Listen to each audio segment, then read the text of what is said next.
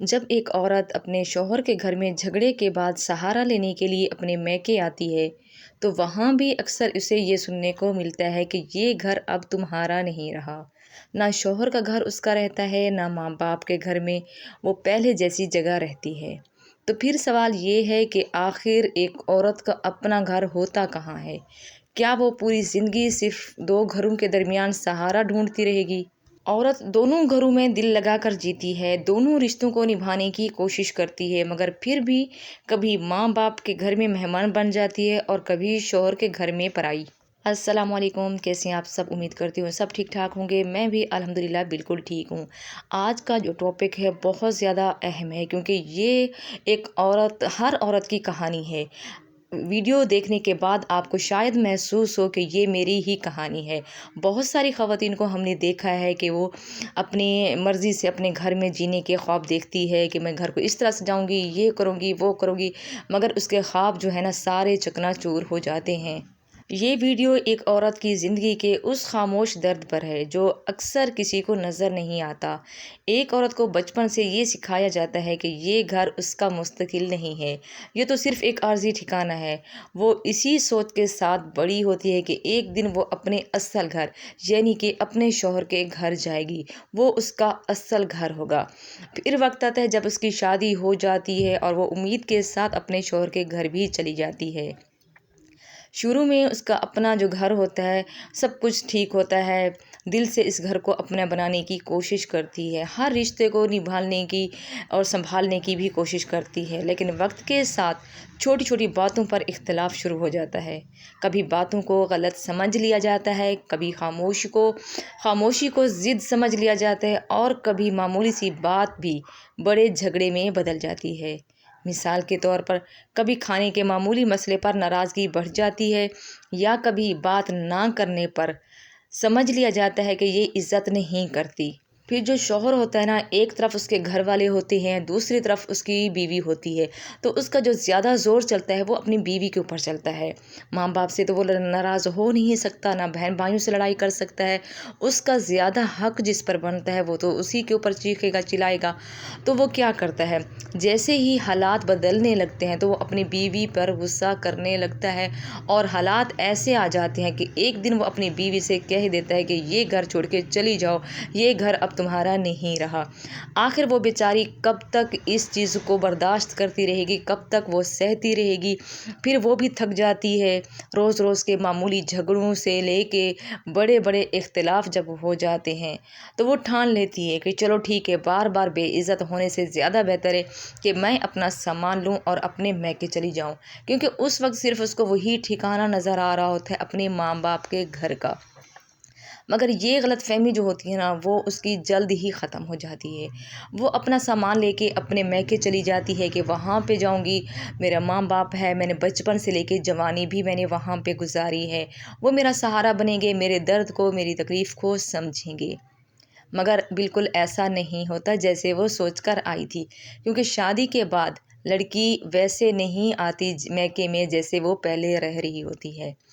جب وہ اگر ان کے پاس ایک دو بچے ہیں یا دو چار بچے ہیں، اپنا سامان لیا اور وہ اپنے میکے آ جاتی ہے، تو وہاں پہ حالات پہلے جیسے نہیں ہوتے۔ وہاں پہ وقت کے ساتھ ساتھ ان کو وہاں پہ بھی یہی سننے کو ملتا ہے کہ بیٹا اگر وہاں پہ بھائی بھابھیاں بچے ان کے ہوتے ہیں، بہن بھائی ہوتے ہیں، ویسے ان کا رویہ نہیں ہوتا جیسے وہ سوچ کر آئی تھی۔ ٹھیک ہے، پھر اس کے بعد کیا ہوتا ہے کہ ماں باپ بھی تنگ آ کر یہی کہہ دیتے ہیں کہ بیٹا اب یہ تمہارا گھر نہیں ہے، یہ آپ کے بھابھیوں کا گھر ہے، انہی کی چلے گی، رہنا ہے تو یہاں سے خاموش ہو کے رہو، ورنہ آپ کی مرضی ہے۔ پھر وہ بیچاری کا دل اتنا ٹوٹتا ہے کہ بس وہ سمجھ ہی نہیں سکتی کہ آخر میرے ساتھ ہو کیا رہا ہے۔ شوہر کا گھر بھی میرا نہیں رہا، اب ماں باپ کا گھر ہے وہ بھی میرا نہیں رہا، یہ بھی میرا سہارا نہیں ہے، وہ بھی میرا سہارا نہیں بنا، تو میں آخر جاؤں تو جاؤں کہاں؟ کہاں میں اپنا سہارا ڈھونڈوں اور کس گھر کو میں اپنا گھر مانوں؟ اور بیچاری بہت ساری عورتوں کو میں نے دیکھا ہے کہ وہ بیچاری وہاں سے بھی اپنے بچوں کو لیتی ہیں، اگر ان کے پاس 2-3 بچے ہیں وہاں سے لیتی ہیں تو وہ کرائے کے مکان پہ چلی جاتی ہے، وہاں پہ ان کا گزارا بہت ہی مشکل ہو جاتا ہے۔ سمجھ نہیں آتی آخر عورت کا اپنا اصل گھر کہاں ہے؟ جب بچپن میں اسے سکھایا جاتا ہے کہ یہ تو پرائی ہے، یہ تو مہمان ہے، اپنے گھر میں جب چلی جائے گی یہ تو ان کا اصل گھر تو وہی ہوگا، تو آخر اصل گھر اس کا کہاں ہے؟ وہ 2 گھروں کے درمیان میں رہ کر وہ اپنا سہارا کس کو ڈھونڈے، کس گھر کو اپنا سمجھے کہ یہ میرا گھر ہے؟ وہ تو مخلص ہو کر اپنے ماں باپ کے گھر میں بھی رہ رہی تھی، شوہر کے گھر میں بھی، وہاں پہ بھی پوری ذمہ داریاں نبھا رہی تھی، مگر وہاں پر بھی اس عورت کو سمجھا نہیں گیا۔ عورت کو دیواریں نہیں چاہیے، صرف اسے ایک جگہ چاہیے جہاں اسے عزت ملے، سکون ملے اور اپنائیت ملے، کیونکہ اگر دل میں سکون نہ ہو تو بڑے سے بڑا مکان بھی گھر نہیں بنتا، اور اگر دل کو سکون مل جائے تو چھوٹا سا کمرہ بھی جنت لگتا ہے۔ لیکن افسوس بہت سی عورتیں ساری زندگی بس ایک ایسے گھر کی تلاش میں گزار دیتی ہیں جو کبھی حقیقت میں ان کا ہوتا ہی نہیں ہے، اور اس کے بعد جو ہے عورت سمجھ لیتی ہے کہ وہ عورت اندر ہی اندر اتنا ٹوٹ جاتی ہے کہ وہ سوچتی ہے کہ میں نے تو اپنی پوری زندگی ہر رشتے کے لیے قربان کی، میں نے بیٹی بن کر بھی فرض نبھایا، میں نے بیوی بن کر بھی سب کچھ دیا، سب قربانیاں دی، مگر افسوس کہ ہر جگہ خود کو ڈھالنے کی میں نے بہت کوشش کی، پھر بھی نہ یہ گھر میرا ہے نہ وہ گھر میرا، نہ تو شوہر کا گھر میرا رہا اور نہ میں کا، آخر یہ درد میں کس کو دکھاؤں؟ آخر میں وہ صرف ایک سوال کے ساتھ رہ جاتی ہے کہ اگر دونوں جگہیں میری نہیں ہیں تو پھر میرا اپنا گھر کہاں ہے؟ کیا ایک عورت کی پوری زندگی صرف دوسروں کے گھروں کے درمیان گزارنے کے لیے ہوتی ہے؟ یہ ویڈیو اس درد، اس خاموشی اور اس سوال کو سامنے لانے کی کوشش ہے جو اکثر عورتیں دل میں دبائے رکھتی ہیں مگر بول نہیں پاتی۔ تو میری پیاری بہنوں، میرا آپ سے ایک ہی سوال ہے، آپ نے مجھے کمنٹ کر کے بتانا ہے، آپ کے خیال میں ایک عورت کا اصل گھر کہاں ہوتا ہے؟ تو آخر وہ عورت جائے تو جائے کہاں؟ کس دروازے کو اپنا سمجھے؟ کس گھر کو وہ اپنا سمجھے؟ ایک طرف سسرال جہاں وہ خود کو ثابت کرتی رہتی ہے، اور دوسری طرف میکہ جہاں وہ آہستہ آہستہ اجنبی بنتی جاتی ہے۔ تو سوال آج بھی وہی ہے، آخر عورت کا اپنا گھر ہوتا کہاں ہے؟ اور بہت ساری عورتیں ایسی بھی ہوتی ہیں جو اپنے شوہروں سے، اپنے سسرال سے طعنے، تنقید اور طنز کے جو وار ہوتے ہیں سہتی رہتی ہیں اور خاموش رہتی ہیں، اپنی زبان سے چوں تک بھی نہیں بولتی۔